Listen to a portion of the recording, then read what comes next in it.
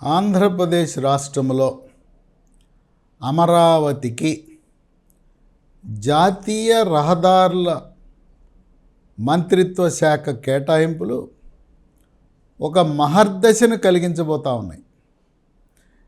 ఏ రాష్ట్రానికి ఎక్కడా ఇవ్వనన్ని నిధులు ఆంధ్రప్రదేశ్ రాష్ట్రానికి కేంద్ర మంత్రి నితిన్ గడ్కరీ జాతీయ రహదారులు అమరావతి చుట్టూ ఏర్పాటు చేయటం అనేది ఒక విశేషం. నభూతో నభవిష్యత్ అనే విధంగా అమరావతి, విజయవాడ, గుంటూరు రూపురేఖలను మార్చబోతున్నాయి ఈ జాతీయ రహదారులు. చంద్రబాబు నాయుడు దేశ రాజకీయాలలోనూ కేంద్ర ప్రభుత్వ ఎన్డీఏ కూటమిలో కీలక పాత్ర పోషించడం, తనదైన శైలిలో చక్రం తిప్పటం వల్ల అడిగిన వెంటనే ప్రాజెక్టులు ఆంధ్రప్రదేశ్ రాష్ట్రానికి మంజూరవుతున్నాయి. అధికారంలోకి రాగానే ఢిల్లీకి వెళ్ళి అడగగానే అమరావతి ఔటర్ రింగ్ రోడ్డు కేంద్ర ఉపరితల జాతీయ రహదారుల మంత్రిత్వ శాఖ మంజూరు చేశారు. ఇదొక పెద్ద విశేషం. దీని ఖరీదు, ఈ ఔటర్ రింగ్ రోడ్ ఖరీదు 25,000 కోట్లు. 6 లేన్లు, ఒక పక్క 3 లేన్లు, మరో పక్క 3 లేన్లు, మధ్యలో డివైడరు, కుడి పక్క ఒక సర్వీస్ రోడ్డు, ఎడం పక్క మరో సర్వీస్ రోడ్డు. హైదరాబాదులో ఔటర్ రింగ్ రోడ్డును ఆలోచన వచ్చింది ఎవరికంటే చంద్రబాబు నాయుడికి. Amaravati outer ring road, Hyderabad ORR outer ring రోడ్ని తలదన్నేలా దాన్ని డిజైన్ చేసి దాన్ని అమలు చేయాలనే సంకల్పంతో సాగుతున్నారు.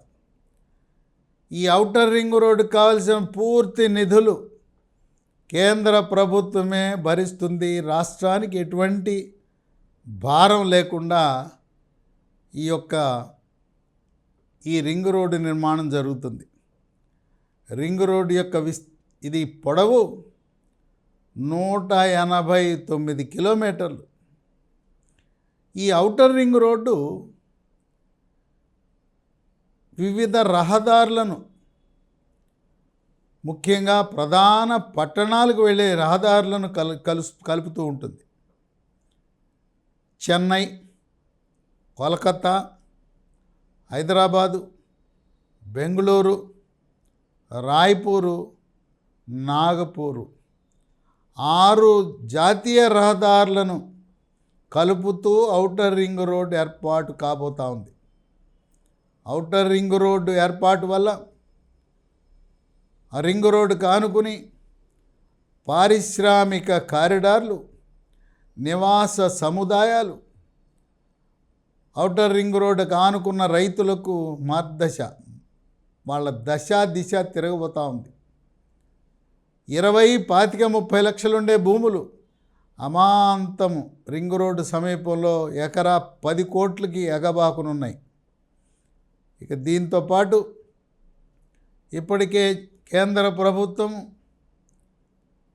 చిన్న ఔట్టుపల్లి నుంచి చిన్నకాకాని వరకు తూర్పు బైపాస్ రోడ్ని నిర్మాణం పూర్తి కాబోతా ఉంది. దానికి ఈ ఈస్ట్ బైపాస్, తూర్పు బైపాస్లో భాగంగా గొల్లపూడి సమీపంలో కృష్ణా నదిపై 3 కిలోమీటర్ల పొడవైన బ్రిడ్జిని నిర్మాణం చేస్తున్నారు. మరో 3 నెలల కాల వ్యవధిలో తూర్పు బైపాస్ రోడ్డు వినియోగానికి సిద్ధం కాబోతా ఉంది. తూర్పు బైపాస్ రావటం వల్ల కలకత్తా నుంచి వచ్చే వాహనాలు హైదరాబాదుకు వెళ్ళాలన్నా, చెన్నైకి వెళ్ళాలన్నా విజయవాడ నగరంలో ప్రవేశించకుండా తూర్పు బైపాసు ద్వారా వెళ్ళటానికి అవకాశం ఉంది. ఈ తూర్పు బైపాస్ రోడ్డుకి ఆనుకున్న భూములు వాటికి రెక్కలు వచ్చినాయి.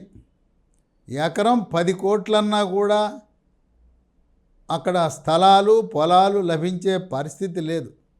ఆ విధంగా తూర్పు బైపాస్ను ఆనుకున్న పొలాలు కలిగిన రైతులందరూ కూడా ఎంతో లబ్ధి పొందటం జరిగింది. ఈ తూర్పు బైపాస్ అనేది 49 కిలోమీటర్లు ఉంటుంది. 49 కిలోమీటర్లు కూడా 4 లేన్లు 4 మధ్యలో డివైడరు, కుడిపక్క ఎడంపక్క సర్వీస్ రోడ్లు. ఈ రహదారుల నిర్మాణం అన్నీ కూడా ఎక్స్ప్రెస్ హైవేలుగా నిర్మాణం జరుగుతుంది. వీటిని గ్రీన్ ఫీల్డ్ ఎక్స్ప్రెస్ హైవేలు అంటారు.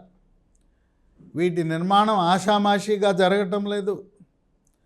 అంతర్జాతీయ ప్రమాణాలతో అమెరికాలో, లండన్లో, జర్మనీలో, ఫ్రాన్స్లో ఏ విధంగా నిర్మాణం జరుగుతూ ఉందో రోడ్ల ప్రమాణాలు కానీ ఆ విధంగా జరగటం అనేది ఒక విశేషం.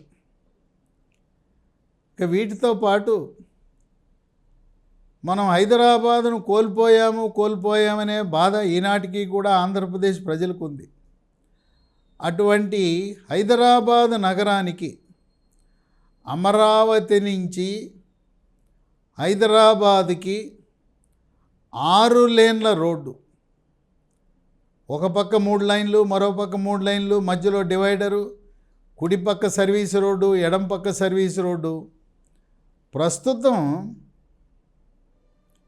విజయవాడ నుంచి హైదరాబాదు వెళ్ళాలంటే 270 కిలోమీటర్లు ఉంది. దాని దూరము ఒక 70 కిలోమీటర్లు తగ్గించి 200 కిలోమీటర్లకు తగ్గించే విధంగా కేంద్ర ప్రభుత్వం జాతీయ రహదారుల సంస్థ 6 లేన్ల గ్రీన్ ఫీల్డ్ జాతీయ రహదారిని అమరావతి హైదరాబాదు మధ్య ఏర్పాటు చేయడానికి అంగీకారం కుదిరింది. ఈ 6 లేన్ల రోడ్డు వస్తే అమరావతి నుంచి హైదరాబాదుకి కేవలం 2.5 గంటల కాల వ్యవధిలో సునాయాసంగా చేర్చుకునే అవకాశం ఉంటుంది. ఇది సరుకు రవాణాకు ఉపయోగపడుతుంది, ప్రయాణికుల సౌకర్యానికి ఉపయోగపడుతుంది. హైదరాబాద్ నుంచి ఉదయం బయలుదేరి మళ్ళీ రాత్రికి ఇంటికి చేరుకునే వసతి కూడా ఈ 6 లేన్ల 200 కిలోమీటర్ల గ్రీన్ ఫీల్డ్ ఎక్స్ప్రెస్ హైవే వల్ల ఆంధ్ర రాష్ట్ర అమరావతి ప్రజల కలలు సాకారం కాబోతూ ఉన్నాయి. వీటితో పాటు అమరావతిని అనంతపురం రాయలసీమతో కనెక్టివిటీ కోసం అమరావతి అనంతపురం జాతీయ రహదారి, అనంతపురం నుంచి బెంగళూరుకి ఇప్పటికే రహదారి, హైదరాబాద్ బెంగళూరు రహదారిలో అనంతపురం దగ్గర కలుస్తుంది. ఈ విధంగా అమరావతిని ఒకానొకప్పుడు ప్రధానమంత్రి మోదీ, చంద్రబాబు నాయుడు, పవన్ కళ్యాణ్ సమక్షంలో అమరావతి రాజధాని ఢిల్లీని తలదన్నేలా రాజధాని నిర్మాణం చేస్తామనే ఆ మాట నిజం కాబోయే రోజులు వచ్చాయి. చంద్రబాబు నాయుడు ఏ రోజైతే ఆయన ఎన్నికల ఫలితాలు ఎన్డీఏ కూటమిలో అధికారంలోకి వచ్చిందని ఫలితాలు విడుదలైనయో ఆ రోజు నుంచి ఆంధ్రప్రదేశ్ రాష్ట్రమంతా, ముఖ్యంగా అమరావతి, విజయవాడ, గుంటూరు, ఏలూరు ఒకటేంటి అన్ని పట్టణాల్లో, పల్లెల్లో కూడా ఆంధ్రప్రదేశ్ రాష్ట్రంలో పొలాలకి, స్థలాలకు, ఇళ్లకి, రియల్ ఎస్టేట్కి రెక్కలు వచ్చినాయి. ఇప్పటివరకు గత 5 సంవత్సరాల్లో ఇళ్ళు అద్దెకి తీసుకునేవాళ్ళు లేడు. కమర్షియల్గా కట్టుకున్న భవనాలు అడిగిన వాళ్ళు లేడు. ఇప్పుడు అమాంతం ఇళ్ళ అద్దెలు రెట్టింపైనాయి. పొలాలు స్థలాలు అన్నిటికీ విలువ పెరిగి ఆంధ్రప్రదేశ్ రాష్ట్రంలో ఈ రోజున ధరలు, పొలాలు స్థలాలు ఇళ్ల ధరలు రెట్టింపైనాయి. ఇక అమరావతిలో, విజయవాడ, గుంటూరు, మంగళగిరి, తాడేపల్లి ఈ ప్రాంతంలో భూముల రేట్లు 4 రెట్లు పెరగటం అనేది విశేషం.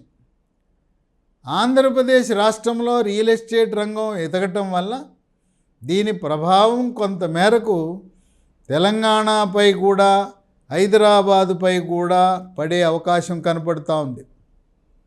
స్వదేశీ విదేశీ పెట్టుబడిదారులు, ప్రవాసాంధ్రులు, ప్రవాస భారతీయులందరూ కూడా చంద్రబాబు నాయుడు పరిపాలన అంటే శాంతి భద్రతలకు ఎటువంటి విఘాతం ఉండదు, అన్ని సౌకర్యాలు, రోడ్డు, నీరు, విద్యుత్తు లాంటి సౌకర్యాలు ఏర్పాటు చేయటంలో ఆయనకున్న రాజకీయ అనుభవాన్ని బట్టి ఈరోజు రియల్ ఎస్టేట్ రంగంలో ప్రతి ఒక్కరూ కూడా పెట్టుబడులకు అమరావతి, ఆంధ్రప్రదేశ్ గమ్యస్థానం అవటం అనేది ఒక విశేషం.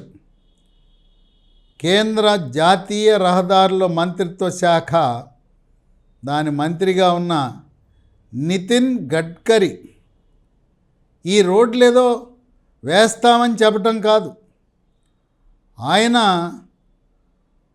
తూర్పు బైపాస్ రోడ్డు 2 సంవత్సరాల కాల వ్యవధిలో పూర్తవ్వాలని గడువు పెట్టారు. అలాగే అనంతపురం రోడ్డు కానీ, హైదరాబాద్కు 6 లేన్ రోడ్డు కానీ, ఔటర్ రింగ్ రోడ్డు కానీ 3 సంవత్సరాల లోపల ఈ ప్రాజెక్టులన్నీ పూర్తి కావాలని, మళ్ళీ 2029లో జరిగే ఎన్నికలకు అమరావతి చుట్టూ జరిగిన అభివృద్ధి, అద్దములా ఉండే జాతీయ రహదారులను ప్రజలకు చూపించి మరలా రెండోసారి ఎన్డీఏ కూటమి 3 పార్టీలు కూడా అధికారంలోకి రావాలని ఒక బృహత్తర ప్రణాళికతో ముందుకు సాగటం ఒక విశేషం.